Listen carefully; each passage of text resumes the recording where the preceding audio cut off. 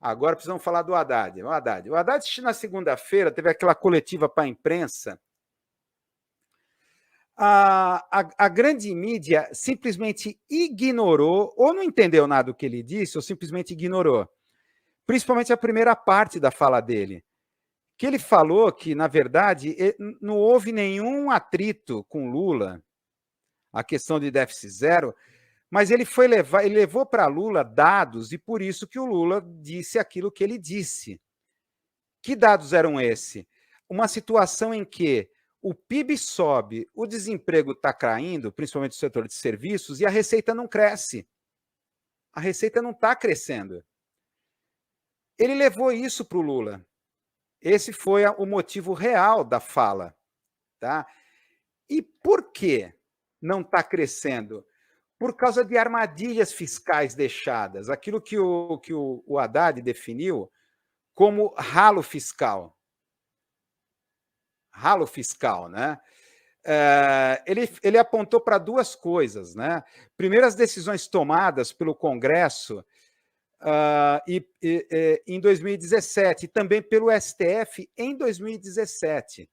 O do STF foi retirar a base do cálculo parece que retirou da base do cálculo acho que é PIS e COFINS, retirou o ICMS recolhido pelas empresas.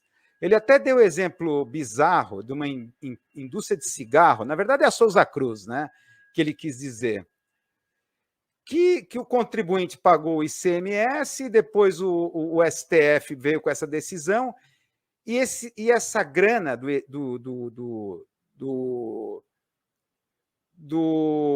ICMS que estava no governo foi devolvida para a Souza Cruz, e a Souza Cruz deveria devolver para o consumidor.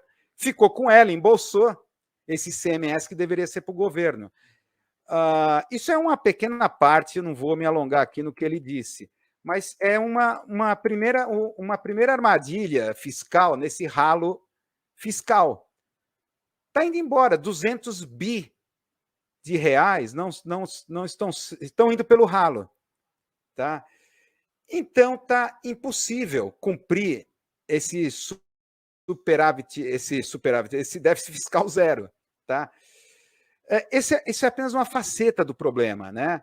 Outro problema, a questão aqui, é que a grande mídia trata as contas do governo como se fossem contas de padaria. Tá? Porque confunde déficit público com déficit nominal. Tá? O que significa isso? Se você, por exemplo, tem estrada para consertar, por exemplo, se você tem uma estrada para consertar, eu tenho que investir em superestrutura, tenho que investir em estrada. Não, mas eu não vou consertar, não vou investir na infraestrutura em estrada, porque eu tenho que cumprir o déficit zero. Então, eu estou postergando para o futuro um gasto que talvez seja ainda mais elevado que eu vou ter em reformar aquelas estradas.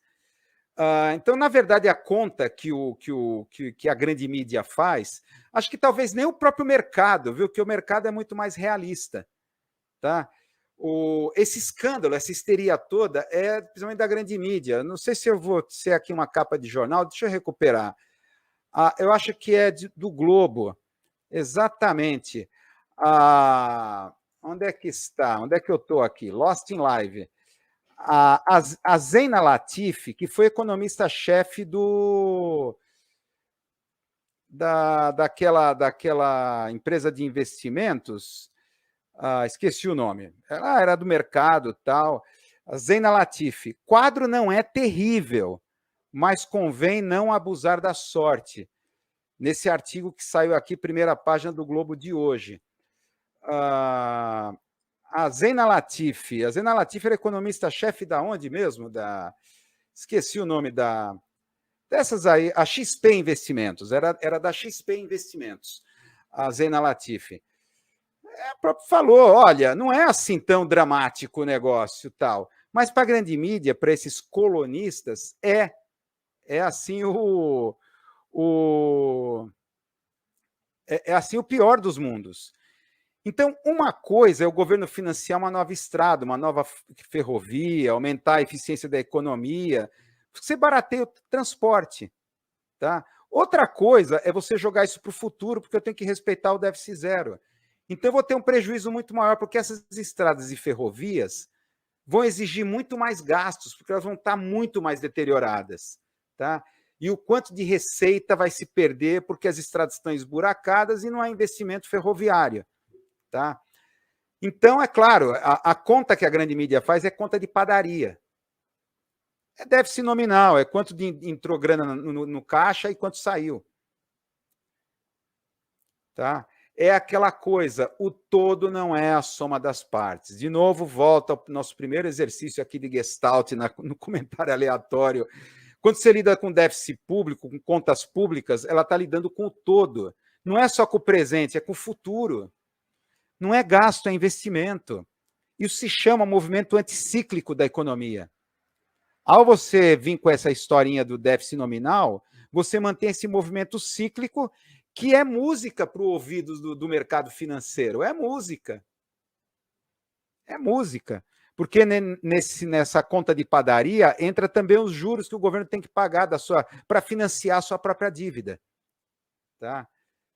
É impressionante. Quer dizer, ele falou isso, o Haddad. Só que a grande mídia simplesmente ignorou isso. Por exemplo, aqui o jornal O Globo, todos os veículos foram nessa. Miriam Leitão, Haddad mostra irritação. Foge do tema e não responde à pergunta. Foi isso. Simplesmente os primeiros comentários que se viu na Globo News e mesmo na CNN foi isso: o Haddad não respondeu a pergunta. Vai ou não respeitar o déficit zero? Ninguém tocou na questão que ele colocou logo no início do discurso, que ele levou ao conhecimento de Lula essa contradição entre o aumento do PIB e receita que não sobe, por causa desses ralos fiscais, que tem que ser ou dirimido ou tem que ser mitigado. Essas armadilhas fiscais que foram deixadas na época do Temer, com aquele discurso de que o Brasil vai sair do buraco, porque a gente tem que menos Estado, mais mercado, aquela coisa de tirar impostos, e tira, e deixou essa armadilha para o futuro, tá?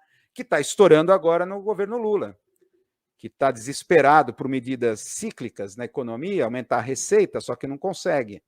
Tá? O único que enfrentou foi aqui o Estadão, a Eliane Cantanhede, né, a viúva da massa cheirosa dos tucanos. Haddad sentiu o golpe, mas não deu o braço a torcer e culpou o STF e o Congresso. É a única que entrou, um pouco que bateu de frente. Eu vou questionar isso que ele falou. O resto da grande mídia simplesmente ignorou, não quis entrar nessa contenda bretã, vamos dizer assim, metáfora do futebol. Não quis entrar nessa bola dividida, dizendo que, na verdade, o Haddad quis colocar a culpa nos outros e não quis assumir. A grande mídia está meio que começando a perder a paciência com ele. Nesse jogo de bad cop e good cop que eles estão criando, que já vem tempo fazendo isso. Ministro da Fazenda cita caso da Souza Cruz sem mencioná-la, né? Como exemplo de erosão tributária. Então, ainda a Cantanhede entrou. Ela, pelo menos, ouviu o que o Haddad falou. Essa erosão tributária, esses ralos fiscais, né, que estão ocorrendo, mas ainda preso desse terror fiscalista, esse terrorismo fiscalista, né? Agora, é claro que aí você tem a questão do arcabouço fiscal. É claro que, só para tira isso daqui, produção, tira aqui, por favor, tira isso daqui, não quero ver isso, falar disso agora. Eu não quero ver o jogo do Santos, vai aumentar aqui a live hoje, eu estou com medo de ver o jogo do Santos. Que oração aqui. Olha lá, vai começar o jogo do Santos, daqui a pouco eu não quero ver. Aquilo que a gente falou dessa fraude da taxação dos super ricos. É uma armadilha tão bem montada, parece que é uma coisa pensada, né? Viram que o Haddad está em maus lençóis, quer dizer, o PIB está aumentando, mas a receita não. Ele está numa armadilha. Então é perfeito para a gente começar a tirar nacos. Tá? O mercado, os colonistas querem Estado mínimo, mas eles querem o Estado máximo. Tá? Como? Arrancando pedaços. Tá? lembrando muito a questão do patrimonialismo. Então, essa frase da taxação dos super ricos, tá? Você não vai conseguir respeitar o déficit zero, tá? Aquilo que você jurou respeitar para nós, inclusive até viajou lá para Miami de mãos dadas com o Bob Fields Neto, ganharam prêmio, voltaram, agora tem que ajoelhar no milho. Não tem, então vamos negociar. A gente está devendo, nós aqui das offshore, fundo exclusivo, a gente quer sacar, tem que pagar 15% a 22%, a gente não quer. Vamos negociar, a gente paga metade. E a gente paga aí a grana que você precisa, só que você vai livrar metade do que a gente deve. Então ficou assim 8% a taxação que a gente explicou no domingo, né? A diferença de fundo exclusivo e fundo de investimento. Em fundo de investimento para nós mortais, a gente paga a cada 6 meses. Mesmo que você não saque, tem que pagar em cima do rendimento. 6 em 6 meses. Agora, os super ricos só pagam quando sacam o rendimento. Só que aí entra na negociação, você está nessa saia justa aí, nessa cama de gato, tá? Nada contra os gatos, muito pelo contrário, né? Mas você está nessa cama de gato, então vamos negociar aqui, olha, a gente quer reduzir a metade que a gente vai ter que pagar nossa grana em offshore, fundos exclusivos, que aliás o Bob Fields Neto também tem grana em fundo exclusivo do Santander, onde ele trabalhou 20 anos na tesouraria do Banco Santander. É fantástico, assim. Então, ajoelhou no milho. Aí vai lá, diminuiu lá. Ainda comemorou a vitória do governo. Porque era 6%, aumentou para 8%. Tá, devia pagar 15% no mínimo. Era para pagar 15% no mínimo. Tá? Olha, mas vamos avançar aqui. O caso do Arthur Lira, o blindado. A mídia adora Arthur Lira. Eu acho que nesse caso aqui da Caixa, another brick the wall, né? Então, olha, eu quero... você quer aprovar essa taxação dos super ricos?